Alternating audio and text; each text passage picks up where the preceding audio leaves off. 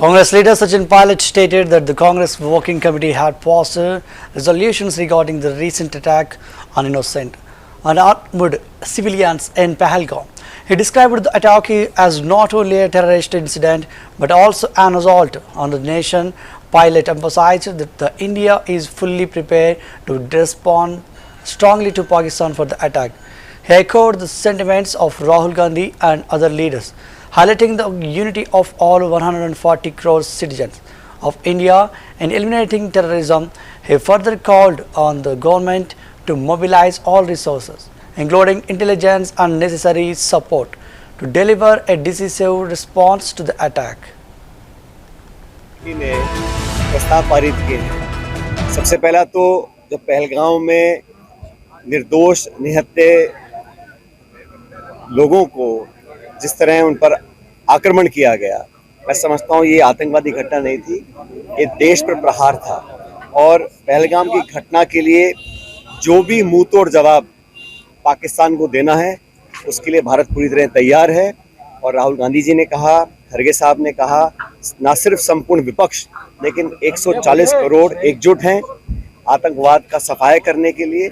और जो भी पर्याप्त और उचित जवाब देना है वो सरकार को देना चाहिए। इसमें कोई किसी प्रकार की आशंका किसी को ना हो, क्योंकि जब इस प्रकार का आक्रमण भारत के ऊपर होता है तो उसका जवाब पर्याप्त मात्रा में देना चाहिए। उसके दांत खट्टे करने के लिए जो भी कदम उठाना है, हमने पहले भी कहा, भारत सरकार को तमाम अपने साधन एकत्रित करें, जो इंटेलिजेंस की सूचनाएं हैं, जो संसाधन हैं, और एक ऐसा जवाब मिलना चाहिए ताकि दोबारा ये आतंकवाद के माध्यम से भारत पर इस प्रकार को हम लोगों को अस्थिर करने के लिए, हमारे बीच दरार पैदा करने की जो नाकाम कोशिश कर रहा है पाकिस्तान, उसको हमेशा हमेशा के लिए समाप्त करना चाहिए। वर्किंग कमेटी ने प्रस्ताव पारित किए हैं। सबसे पहला तो जो पहलगांव में निर्दोष निहत्थे लोगों को जिस तरह उन पर आक्रमण किया गया, मैं समझता हूँ ये आतंकवादी घटना नहीं थी, ये देश पर प्रहार था। और पहलगाम की घटना के लिए जो भी मुंह तोड़ जवाब पाकिस्तान को देना है उसके लिए भारत पूरी तरह तैयार है।